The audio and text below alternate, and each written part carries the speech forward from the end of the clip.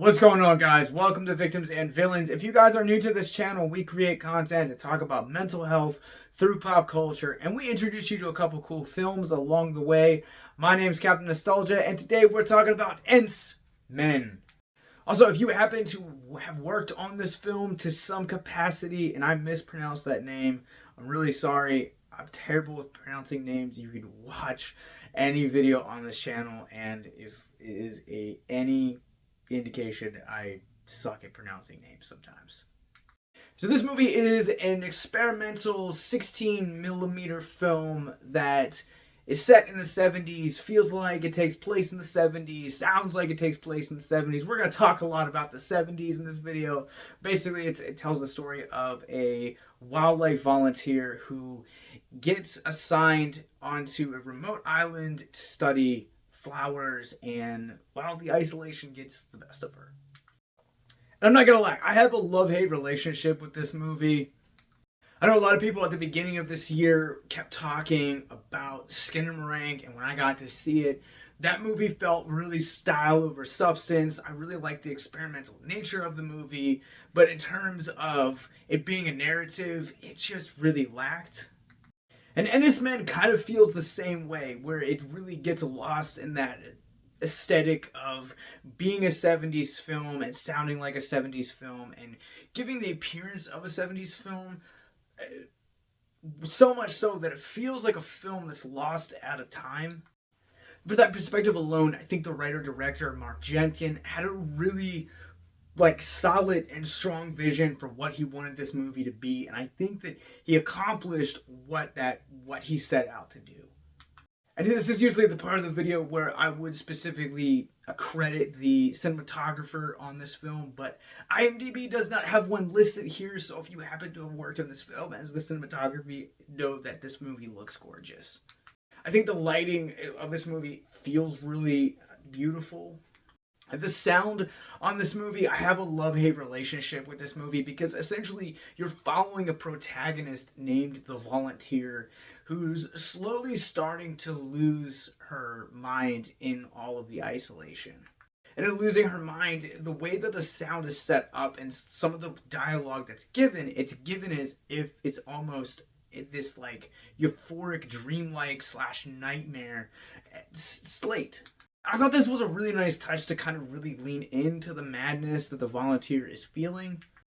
Mary Woodvine, who plays the Volunteer, does a fantastic job in this movie. I think her performance really does ground this movie to some semblance of excellency.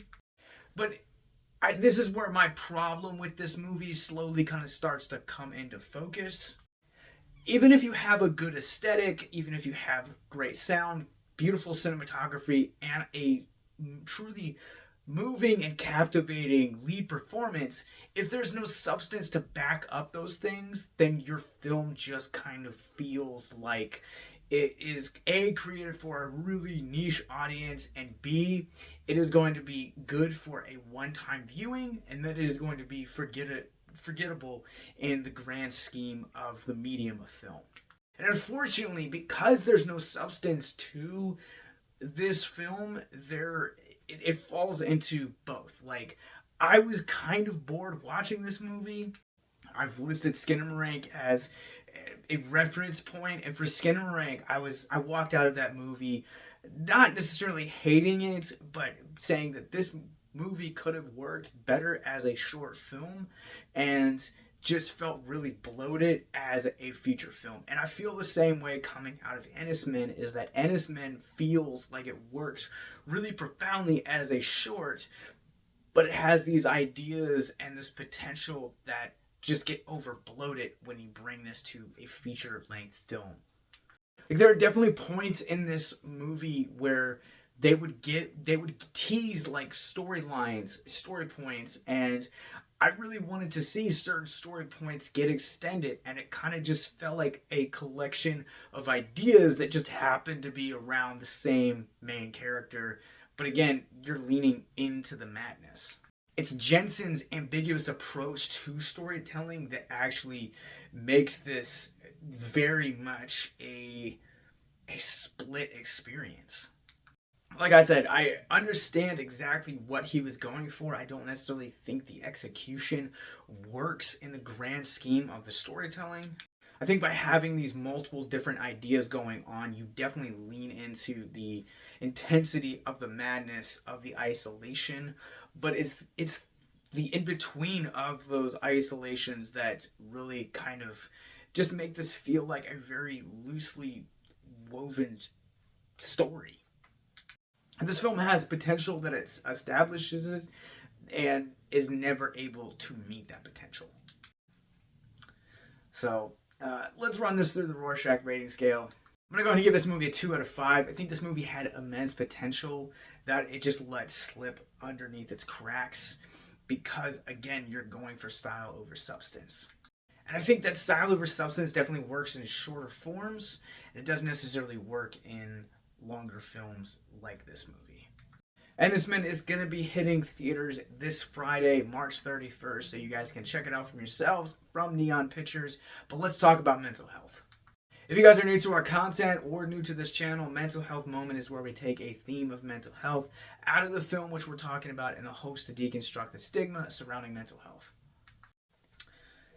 For this one, I'm going to get a little bit personal. Whether you believe in the Bible or not, in the beginning of Genesis, it talks about how God looked at Adam and said it is not good for man to be alone. And thus, Eve was born. Now, why do I bring that up?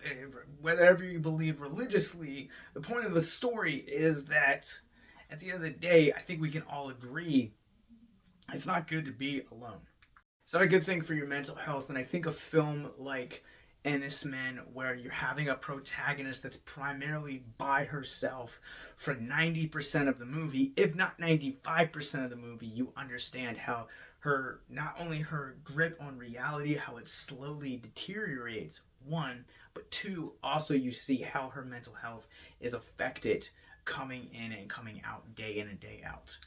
You see, whether you like people or whether you don't, they have a profound effect on your mental health. And for those of us that are even introverted, like I definitely go through introverted spots where I don't want to be around people.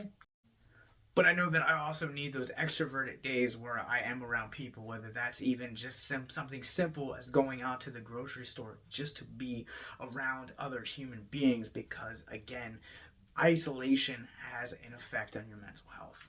So I want to encourage you that if you know someone that's currently kind of like standoffish, that's usually a sign for something a lot more deadly and a lot more dangerous and could actually lead to things like self-harm, addiction, or suicide. And I speak that from experience. So please, if you or someone you know is currently going through isolation, reach out. Just let them know that you're thinking about them and say, hey, I haven't heard from you in a while. How are things going? Is there anything that I can do? Because just even making yourself available and just listening, sometimes that has the profound effect on whether or not someone will stay with us or not. Whether or not someone will pick up a bottle or pick up other substances to really alter their state of mind. You have value and you have worth, and no matter what you feel like you're going through, I promise you that you're not alone. So please reach out. Don't isolate yourself because it's doing more harm to your mental health than you may realize. So if you or someone you know is struggling with depression, suicide, addiction, self-harm, anxiety, or whatever else that is affecting your mental health, click the links in the descriptions below to check out our mental health resource library. Enys Men comes to theaters this Friday, March 31st from Neon Pictures. Down below, you guys will also find links to all of our social media, Patreon, links to that subscribe button, our podcast network, more movie reviews like this, and more. So until next time, remember, stay classy. Have a good night.